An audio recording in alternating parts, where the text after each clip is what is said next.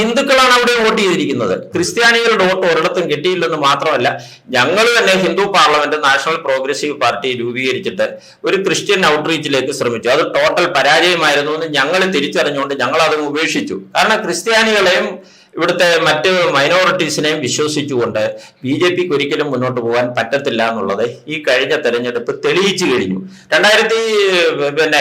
ലോക്സഭ ഇലക്ഷനിൽ കിട്ടിയിട്ടുള്ള ഒരു വോട്ട് പോലും അവർക്ക് കിട്ടിയിട്ടില്ല. BJPക്ക് മനസ്സിലാകാത്തൊരു കാര്യം, ഹിന്ദു സമുദായം പോലെ അല്ല ക്രൈസ്തവ മുസ്ലിം സമുദായങ്ങൾ.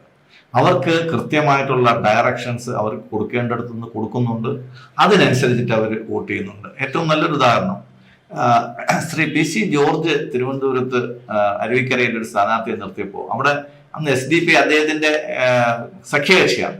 അവിടുന്ന് മുമ്പ് 6800ഓളം വോട്ട് പിടിച്ച SDP വോട്ട് പിടിച്ച ആ സംഘടിത ശക്തി കൊണ്ടാണ് അദ്ദേഹം തിരുവനന്തപുരത്ത് വരുന്നത്. തിരുവനന്തപുരത്ത് വന്നപ്പോൾ ഏകദേശം 1500 വോട്ടേ കിട്ടുള്ളൂ. അതായത് SDPയുടെ വോട്ട് ആർക്ക് കൊടുക്കണമെന്ന് അവർ തീരുമാനിച്ചു കഴിഞ്ഞാൽ അത് അവർ കൊടുത്തിരിക്കും. അല്ലാതെ ഹിന്ദു സമുദായത്തെ മാതിരി സ്പ്ലിറ്റ് ചെയ്ത് പോകത്തില്ല. അത് ഫോക്കസ്ഡ് ആയിട്ട് തന്നെ പോയിരിക്കും.